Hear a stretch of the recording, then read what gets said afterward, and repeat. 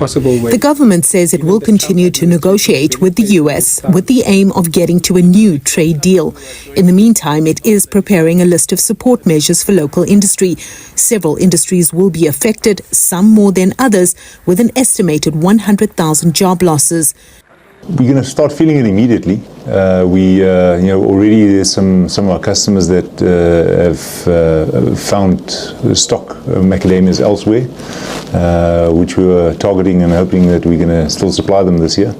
But they've already found other sources elsewhere where they don't have these huge tariffs. The US has historically been a third of our customer base, so we need to go and find alternative customers. What's sad is, this customer base was built up over 20 or 30 years, and that's all gone to pieces now. The reality is they still want to buy from us, but 30% tariffs is just unaffordable for them to buy at those sort of levels.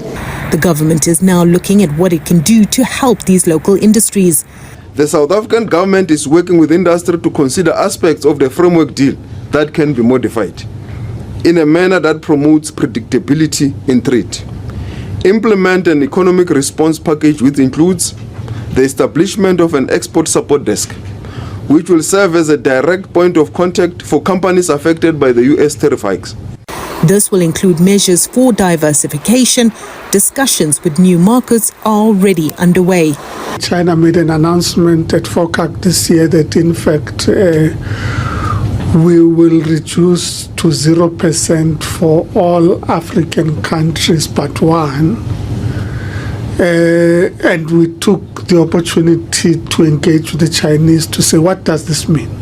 How do we actually implement it? And this is a few weeks ago. They said, well, you need to sign an agreement. So there's a China-Africa Economic Partnership Agreement. You either sign the China-Africa Economic Partnership Agreement or some form of free trade agreement so that you are able to unlock this. I do feel we need to be more targeted in our approach. We've got to be empirical, and empirical means that we've got to have the best business intelligence and resource and research at our fingertips. And I don't feel we've done that successfully as a country. So business can work with government and alongside government in identifying both the correct set of data and how we apply that data, and how we use business intelligence to become a lot more precise and targeted in the Suddenly, South Africa is in the spotlight and Washington may have miscalculated.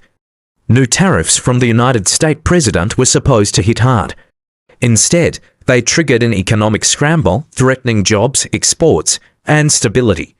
Now Pretoria has unveiled a survival plan, emergency measures to protect industries and pivot to new markets. What seemed like pressure is turning into a warning. US tariff strategy could be backfiring, not just here, but across the globe. Are old trade tools losing power in a world that's quietly rewriting the rules? The shock did not arrive with a warning shot. It landed like a sudden impact, reshaping trade flows overnight and forcing urgent decisions in Pretoria. New tariffs announced by Washington were meant to project strength. Instead, they triggered a scramble. Markets reacted first. Exporters followed. And within days, it became clear that the United States president's trade gamble had exposed a deeper miscalculation. The tariffs targeted a range of South African exports that had long enjoyed preferential or low-barrier access to the American market. Key industrial goods, selected manufactured products, and value-added mineral exports were hit with sharp duty increases. For some categories, costs jumped enough to erase profit margins entirely. These were not symbolic measures. They were designed to bite. And they did. South Africa's economy is deeply connected to global trade. Exports support millions of jobs, anchor foreign currency inflows, and stabilize public finances. When tariffs rise suddenly, contracts are disrupted, orders are delayed or canceled. Firms must either absorb losses or pass costs along to buyers who can easily switch suppliers. In this case, many did.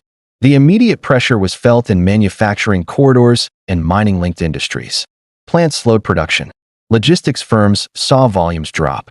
Investors, already cautious in a fragile global economy, reassessed risk. The currency wobbled. The signal from Washington was clear. Access could no longer be taken for granted. Tariffs matter because they change behavior fast. They act like a tax, but one imposed by a foreign power with little concern for domestic adjustment costs. For South Africa, the concern was not only lost revenue. It was the speed of the shock. There was little time to adapt supply chains or redirect exports to new markets at scale. Within weeks, the response came, not as a victory speech, but as a survival plan. South Africa's government rolled out an emergency support package aimed at cushioning exporters and stabilizing employment. The measures were practical, not celebratory. Temporary tax relief was offered to affected firms to prevent layoffs. Export credit guarantees were expanded to help companies pivot toward alternative markets in Asia, the Middle East, and within Africa. Port fees and logistics costs were reviewed, with targeted reductions to keep goods moving competitively. There was also a renewed push to accelerate regional trade under African frameworks, reducing dependence on distant markets where policy could shift overnight. Industrial financing was redirected toward local value chains, signaling a desire to process more goods domestically rather than exporting raw materials vulnerable to tariff shocks. These moves signaled urgency, not confidence. Governments act this way when they see risk rising faster than resilience. The message was unmistakable. The tariff impact was serious enough to demand immediate intervention. Behind the policy response lay a deeper realization. The trade action was not an isolated dispute. It was part of a broader pattern emerging from Washington's tariff diplomacy. The United States president's strategy has leaned heavily on tariffs as leverage. The assumption is straightforward. Apply pressure, force concessions, reassert influence. But across multiple regions, the results have been uneven. In some cases, partners have adjusted. In others, they have diversified away. South Africa's reaction fits a global trend. Rather than rushing back to the negotiating table on Washington's terms, many countries are accelerating efforts to reduce exposure. Supply chains are being reoriented. New trade corridors are opening. Local and regional markets are gaining priority. This is where the strategy begins to backfire. Tariffs can compel short-term compliance, but they also incentivize long-term independence. Once alternatives are built, leverage fades. For Washington, the unintended consequence is strategic erosion. Each tariff shock encourages partners to hedge. Each hedge reduces reliance. Over time, influence thins. The geopolitical implications are significant. South Africa occupies a critical position in the global south. It is an industrial hub, a financial gateway, and a central player in emerging market alliances. When pressure is applied, its response is closely watched by peers facing similar dynamics. Recent months have seen intensified coordination among non-Western economies seeking greater autonomy in trade, finance, and development policy. BRICS discussions, once largely aspirational, are becoming more practical. Settlement mechanisms outside traditional systems are being explored. Infrastructure financing is being diversified. Trade agreements are increasingly written with flexibility designed to withstand political shocks from major powers. Washington is watching Pretoria closely because South Africa's choices set precedents. If diversification succeeds, others will follow faster. If regional trade absorbs the shock, it weakens the case for tariff coercion as an effective tool. There is also a diplomatic dimension. Tariffs do not exist in a vacuum. They affect trust. They reshape alliances quietly, without headlines. Countries remember who applied pressure during moments of vulnerability. For South Africa, the lesson has been sobering. Market access once assumed stable can disappear with a policy announcement. Dependence is risk.